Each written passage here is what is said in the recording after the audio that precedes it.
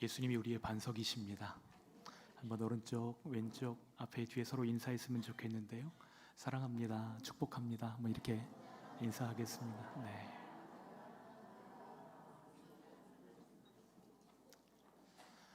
요 며칠 사이에 갑자기 더워진 것을 느낍니다. 네, 어제는 우리 환경정리부에서 일찍 오셔서 선풍기들을 꺼내서 닫고 또 성도님들이 쾌적하게 예배하실 수 있도록 준비하시는 모습을 보면서 벌써 여름이 왔구나 하는 것을 실감하였습니다. 여름도 참 좋은 계절이지만 봄이 너무 짧게 지나가는 것이 아쉽기도 합니다. 그렇지만 여름을 맞이하면서 여름꽃에 관련된 시로 오늘 말씀을 시작하려고 합니다. 이혜인님의 백일홍 편지라는 시입니다. 천천히 한번 읽어드릴게요. 모든 것은 다 지나간다. 모든 만남은 생각보다 짧다. 영원히 살 것처럼 욕심 부릴 이유는 하나도 없다. 지금부터 100일만 산다고 생각하면 삶이 조금은 지혜로워지지 않을까?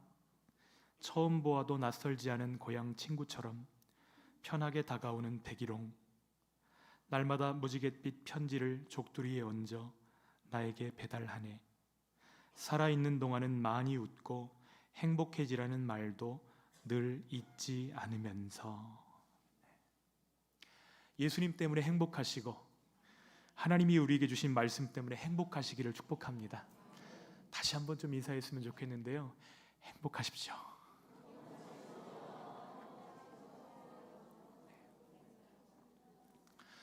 정말 우리가 주님 안에 행복한 삶을 살기를 원한다면 선택이 중요합니다. 선택이 우리 인생의 방향과 내용을 결정하기 때문입니다. 주님을 기쁘시게 하는 선택, 생명과 복을 선택하는 저희들 되기를 간절히 소원합니다. 예수님과 제자들이 여행을 하다가 어느 마을에 들어갑니다. 마르다라고 하는 여인이 예수님을 자기 집에 초대했기 때문입니다. 마르다에게는 마리아라고 하는 여동생이 있습니다.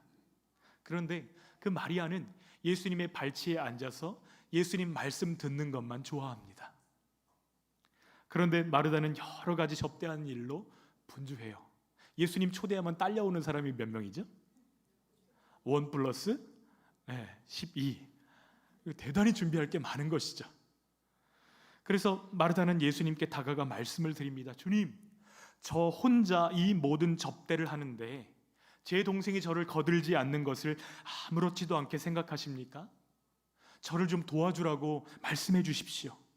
그때 주님께서 마르다에게 이야기하십니다.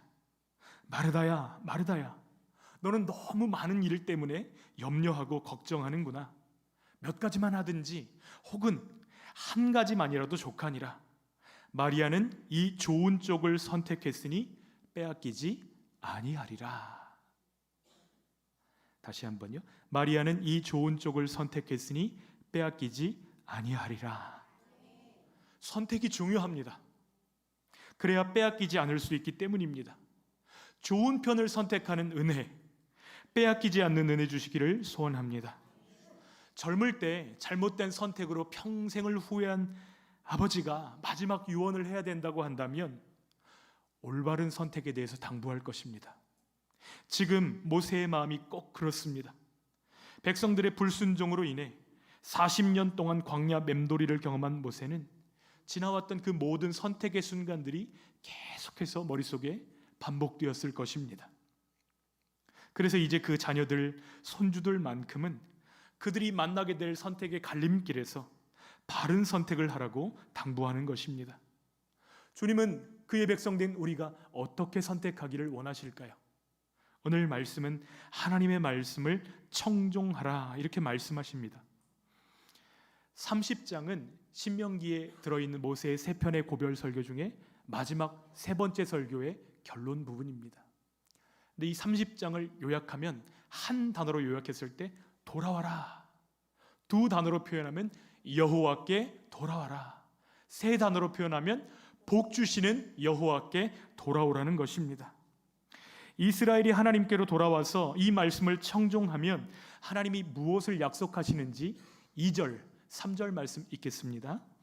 너와 내 자손이 내 하나님 여호와께로 돌아와 내가 오늘 내게 명령한 것을 온전히 따라 마음을 다하고 뜻을 다하여 여호와의 말씀을 청종하면 내 하나님 여호와께서 마음을 돌이키시고 너를 긍휼히 여기사 포로에서 돌아오게 하시되 내 하나님 여호와께서 흩으신 그 모든 백성 중에서 너를 모으시리니. 지금 2절 3절에 중요한 단어가 반복되고 있습니다. 어떤 단어가 보이시죠? 돌아오다 라는 단어가 눈에 보이실 것입니다. 슈브라는 단어입니다. 슈브.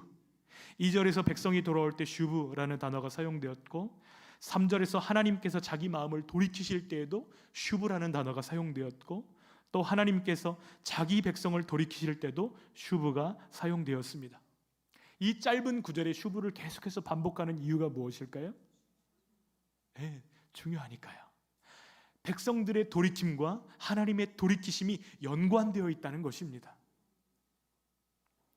백성이 돌아와야 하나님도 돌아오신다는 이야기가 아닙니다. 왜냐하면 6절에 보면 하나님께서 백성들의 마음에 할례를 베푸셔야 백성들이 마음으로 하나님을 진심으로 사랑할 수 있다, 이것을 말씀하고 계세요. 그러니까 백성들이 돌아오는 것, 회개하는 것, 하나님의 은혜가 부어지지 않으면 가능해요? 불가능해요? 불가능하다는 것입니다. 하나님께서 백성에게 돌아오시는 게 은혜라면 그의 백성들이 하나님께 돌아가는 것이 회개입니다. 그런데 이 은혜와 회개가 만날 때에 무엇이 일어날까요? 회복이 일어납니다. 여러분, 이것은 사진으로 찍어 놓아도 좋습니다. 회복 공식이에요. 무엇과 무엇이 만나면? 은혜와 회개가 만나면 회복이 일어난다. 놀라운 회복 공식입니다. 우리가 때때로 잘못 선택할 수 있습니다. 때로 죄 가운데 넘어질 때도 있습니다. 저만 그런가요? 여러분도 그러시죠? 넘어질 때가 있잖아요. 그런데 문제는 죄를 깨닫고 난 그 다음 태도가 하나님께는 더 중요하다는 사실입니다. 하나님의 은혜가 임할 때에 어떻게 반응하느냐, 이것이 중요합니다. 병원에 갔는데 의사가 이야기합니다. 선생님, 지금 선생님 상황이 좋지가 않습니다. 진짜 주의하셔야 되는 때가 왔습니다. 이러면 이 말을 들을 때 우리 어떻게 반응해야 되죠? 이 말을 들으면서 무너지는 사람들이 있습니다. 내가 한 번 살지 두 번 사나? 기왕 더럽힌 몸, 될 대로 되라, 이렇게 사는 사람들이 있습니다. 또 원망하는 사람도 있습니다. 잘못은 자기가 다 해놓고 하나님 왜 날 이렇게 만드셨습니까? 하나님께 원망하고 하나님께 불평하는 사람들이 많을까요? 적을까요? 생각보다 많습니다. 그러나 새롭게 시작하는 사람들도 있습니다. 그 이야기를 듣고 그 이야기 앞에서 실패를 거울 삼아서 삶을 절제하고 운동을 시작하고 몸을 만들고 남은 시간을 아껴서 역전의 기회를 만드는 사람들입니다. 우리들이 그리 되기를 소원합니다. 어떻게 해야 되죠? 하나님께로 돌아가야만 됩니다. 회개가 은혜와 만날 때에 회복이 일어나기 때문입니다. 우리가 주께로 마음을 돌이키면 하나님도 우리를 향해 주십니다. 돌아가기에 너무 멀어요, 주님. 제가 너무 멀리 왔어요. 그러면 그것이 하늘 끝이라고 해도 내가 찾아가서 만나 주시겠다고 말씀하십니다. 4절로 6절 말씀 읽겠습니다. 내 쫓겨간 자들이 하늘가에 있을지라도 내 하나님 여호와께서 거기서 너를 모으실 것이며 거기서부터 너를 이끄실 것이라. 내 하나님 여호와께서 내 조상들이 차지한 땅으로 돌아오게 하사 내게 다시 그것을 차지하게 하실 것이며 여호와께서 또 내게 선을 행하사 너를 내 조상들보다 더 번성하게 하실 것이며 내 하나님 여호와께서 내 마음과 내 자손의 마음에 할례를 베푸사 너로 마음을 다하며 뜻을 다하여 내 하나님 여호와를 사랑하게 하사 너로 생명을 얻게 하실 것이며. 이스라엘이 다시 하나님을 사랑하고 다시 생명을 누리게 되는 까닭이 무엇입니까? 하나님께서 그들의 마음 가운데 마음의 할례를 베푸실 뿐 아니라 하나님을 사랑할 힘도 부어주시겠다고 말씀하고 계십니다. 여러분, 우리의 회개보다 앞서는 것은 하나님의 은혜인 줄 믿습니다. 하나님의 은혜가 있기에 회개도 가능한 것입니다. 그런데 하나님이 우리에게 은혜를 베푸실 때에, 그때에 우리가 회개하지 않는다면 그것은 하나님 앞에 패역한 행동이 되는 것입니다.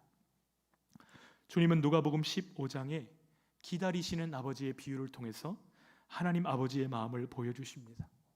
어떤 사람에게 두 아들이 있습니다. 그런데 작은 아들이 어느 날 아버지께 이야기합니다. 아버지, 제 몫의 재산을 주십시오. 살아계신 아버지에게 재산을 청구하는 것 배은망덕한 일입니다. 그럼에도 불구하고 아버지가 재산을 나눠줍니다.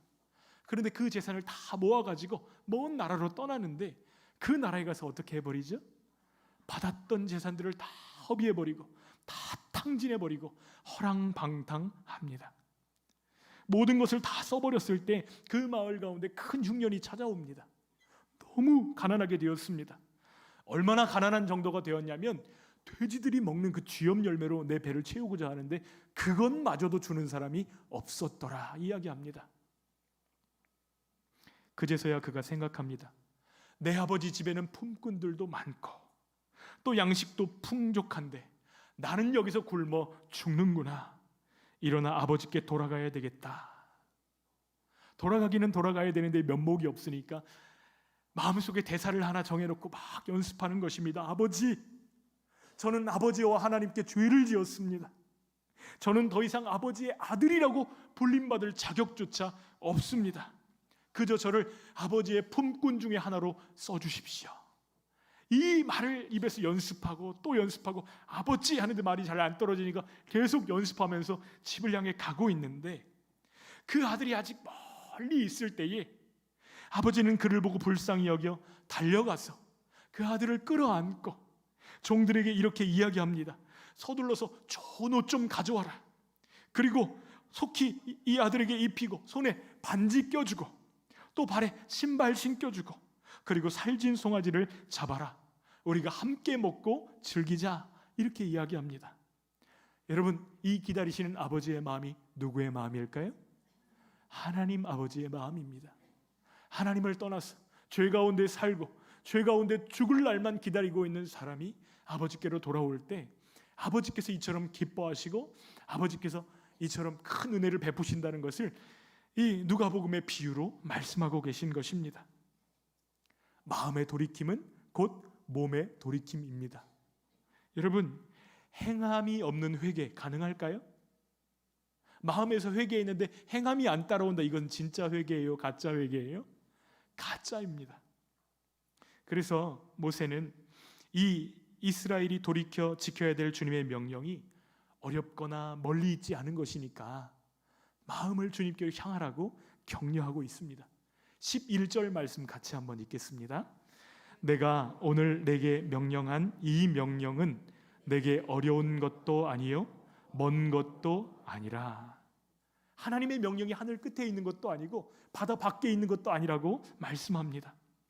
여러분, 율법을 이해하기 어려운 이런 말씀이 아니라는 거예요. 어린아이도 들으면 이해할 수 있는 말씀이고 또 마음만 먹으면 순종할 수 있는 하나님의 명령인데 그럼에도 불구하고 우리는 순종해야 될 이유보다 순종하지 못하는 이유들을 더 잘 찾아낸다는 말이죠. 한번 솔직하게 답해 보세요. 하나님께 순종하는 것이 나는 쉽습니다. 한번 손 들어 보세요. 네, 손 내리시고. 하나님께 순종하는 것이 나는 어렵습니다. 한번 손 들어 보세요. 손 내려 보세요. 여러분, 하나님의 말씀을 지키지 못하는 이유, 너무 높고 거룩해서 그 말씀대로 살기가 어려운가요?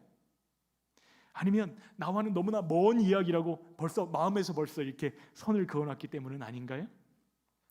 마음은 원이로되 육신이 약합니다. 주님, 이렇게 항상 주님께 육신 탓을 하고 계신가요? 우리는 우리를 향한 주님의 오래 참으심을 악용할 때가 많이 있습니다. 왜냐하면 우리에게 순종이 훈련되어 있지 않기 때문입니다. 군대에 들어가면 제일 먼저 배우는 훈련이 있습니다.